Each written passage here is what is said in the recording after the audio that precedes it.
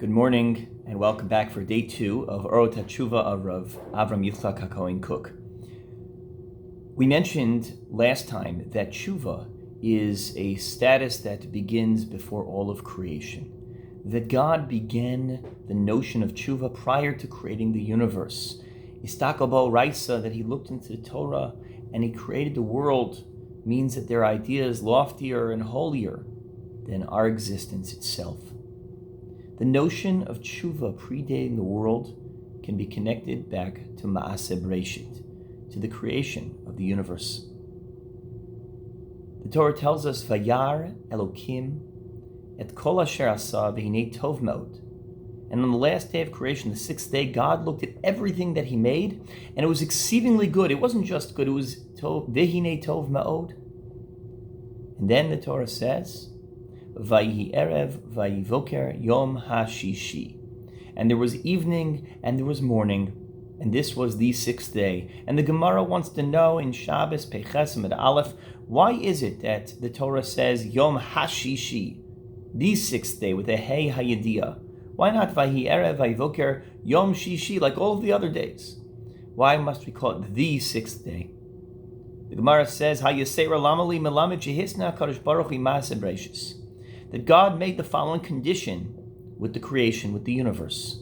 He said, Im Yisrael mekablim es ha-Torah, if the Jewish people accept the Torah, atem mitkaimin, then you, all of the bria, all the animals in the world, all the plants, all of creation will exist.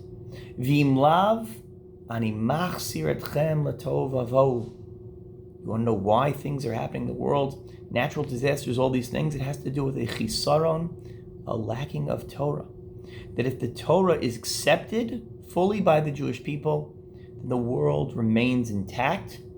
And if we fail to accept the Torah, then God reneges and he returns back to the place from which we came, in which everything was chaotic, in which nothing was organized, nothing was built, nothing was constructed.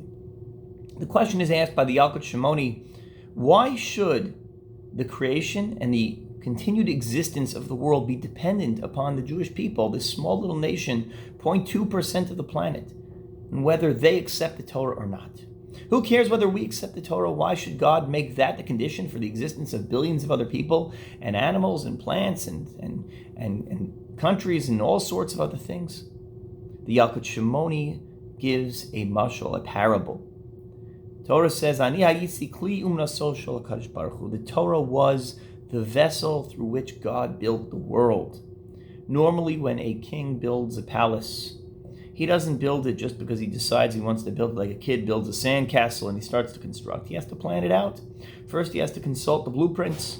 He has to talk to architects. He has to speak to all sorts of artisans, all sorts of experts. He has to find the electricians and the engineers and the plumbers.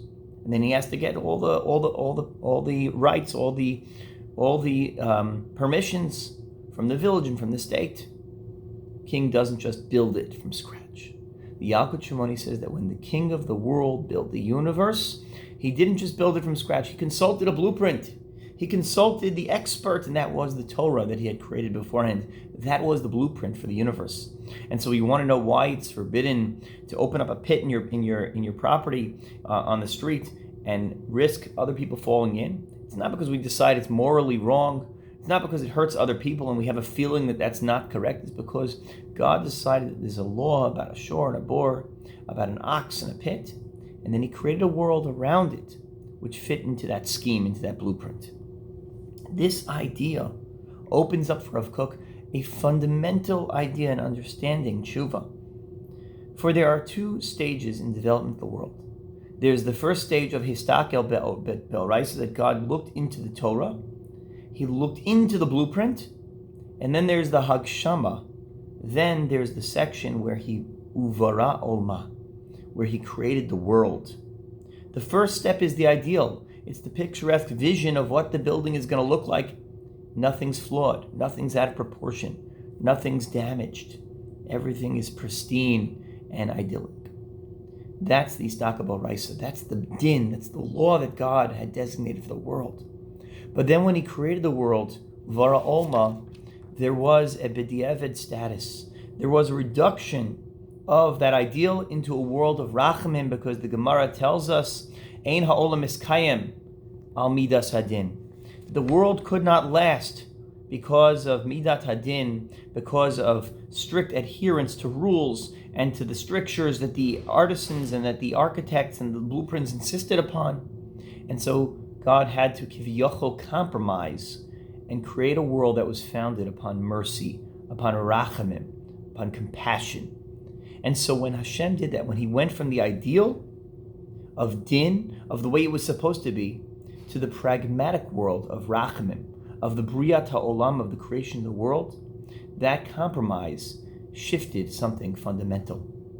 And at that point, it opened up the need and the demand for tshuva, for repentance, to get back to the blueprint from the world of the reality that we live in.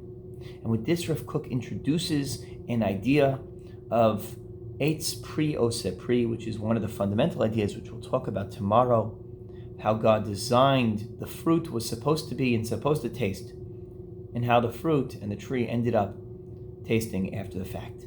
We will talk about that fundamental idea, which comes from the 6th chapter of Orot HaTeshuva, tomorrow.